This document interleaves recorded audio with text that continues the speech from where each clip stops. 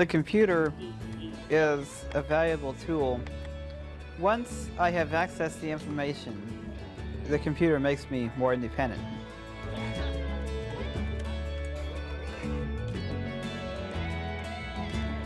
When I'm using a computer, I am like any other student.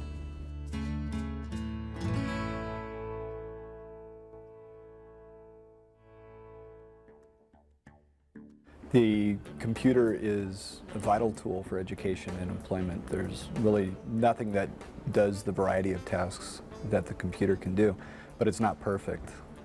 That's because not everyone can use the standard computer. And that's where adaptive technology comes in. With a little extra hardware or software, computers and the internet can be accessible to people with a wide range of abilities and disabilities. Adaptive technology delivers a big payoff for a relatively small investment. The cost of adaptive technology really is quite small, particularly when you look at the impact that that can have for a person able to do their job more effectively, more efficiently.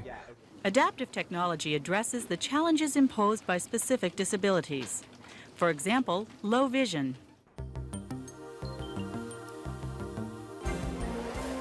I use a screen enlarger, which allows me to see everything on the computer screen that a normal person would see with regular type on the computer. For someone who is sensitive to light, software can reverse the screen from dark on light to light on dark. Large print keytop labels may also be useful for people with visual impairments, especially if they're just learning to type.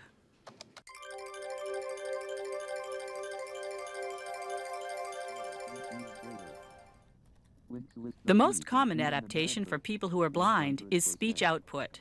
The lab is well equipped with adaptive technology. Tours and demonstrations can be arranged by appointment. Really, it helps me out a lot on the internet. I have voice output that reads everything that comes up on the screen, on the computer screen.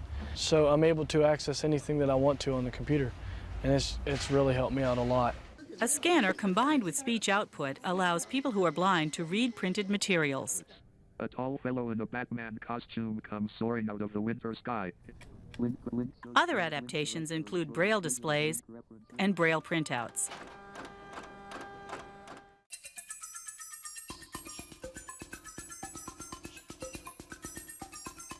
People with speech or hearing impairments can use their computers to communicate with friends, teachers, or co-workers. I really like using the internet because it's easier to communicate with people rather than using the telephone. I can read it instead of listening, and it's easier for me to read it than to hear. Yeah, the internet is helpful. It allows me to communicate more easily because of my voice. It allows me to say more and express myself more easily. How are we playing I'm sorry. I know. this Okay. again? How are we playing this again? There are places you could land where you're on blue and you're more conspicuous. With the place. People who can't speak can use communication devices to participate in group discussions and one-on-one interactions. It's like our army men wearing their clothes. That's exactly right. Exactly. Those who can't hear require visual alternatives to sound output. When the computer speaks, they have ways of captioning that. Every college should have either a disabled student services office or at least a contact person to assist you. The computer system I use uses visual output rather than sound output, which means instead of making a chime or a ring, it blinks the screen.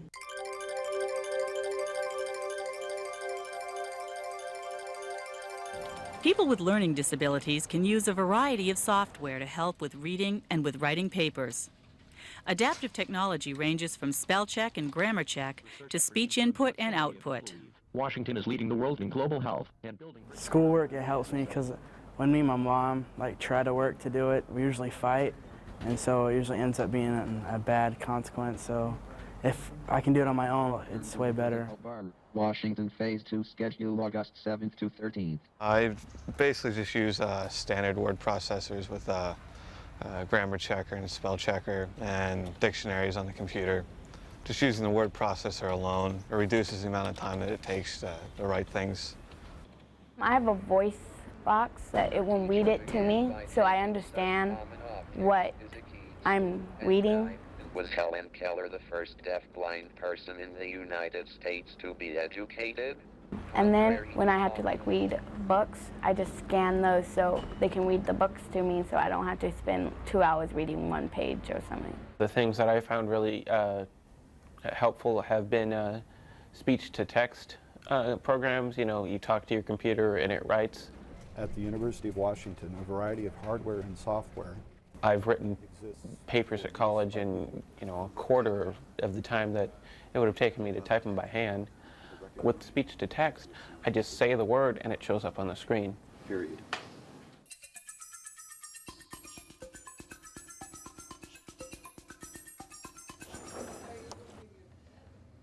People with mobility impairments have a wide range of adaptive technology options.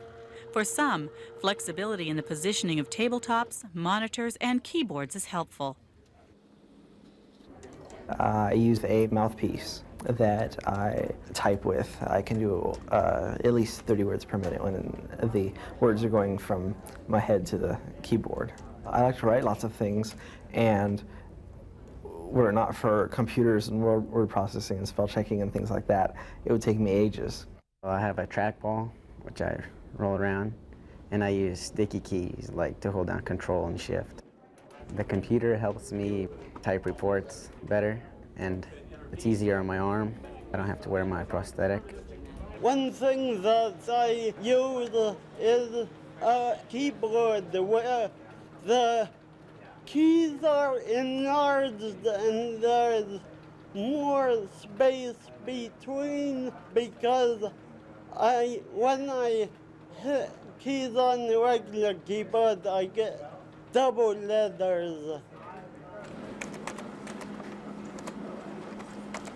For people who need to type with only one hand, left and right-handed keyboards are available. You could also use an on-screen keyboard with a head pointer or a mouse stick for hands-free computer control. Word prediction software can increase speed and accuracy. I have an on-screen keyboard, and it also has word prediction, to where I throw in a letter, let's say I throw in a T, and 5 words that start with T will pop up. The most common ones that I use. They'll pop up and I'll click on it and it'll just print it out. I got fairly fast. Some people may choose to bypass the keyboard by using Morse code. A sip and puff switch registers dot with a sip and dash with a puff. Special hardware and software translate Morse code into a form that computers understand. I'm a junior this year.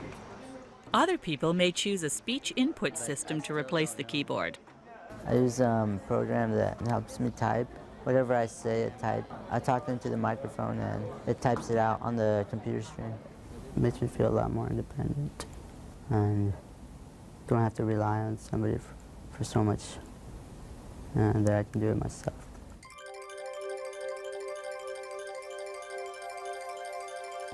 The internet can be accessed from almost any location, at any time that a person wants to use it.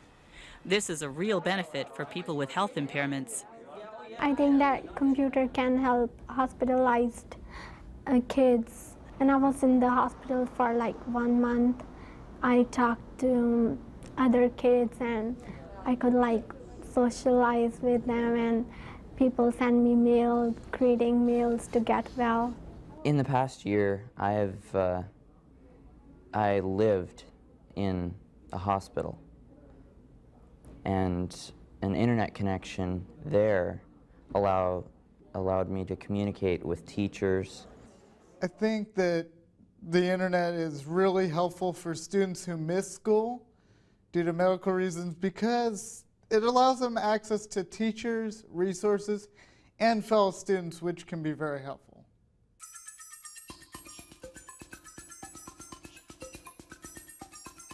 For anyone with a disability, adaptive computer technology is a vital link to success in school and in work.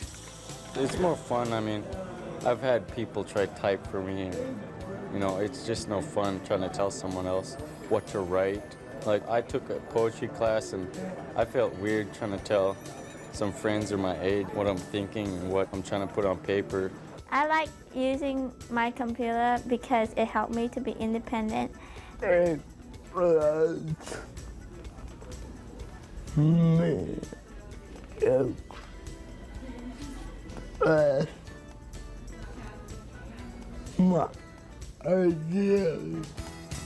virtually live on computers. On the computer, people are more on an even keel. On the electronic field, we're all equal. For more information about IT accessibility, consult www.uw.edu/accessibility. The content of this presentation is based on work supported by the National Science Foundation under grant number 9800324. Any opinions, findings, and conclusions or recommendations expressed are those of the authors and do not necessarily reflect the views of the National Science Foundation. Copyright 2015, University of Washington. Permission is granted to copy these materials for educational, non-commercial purposes, provided the source is acknowledged.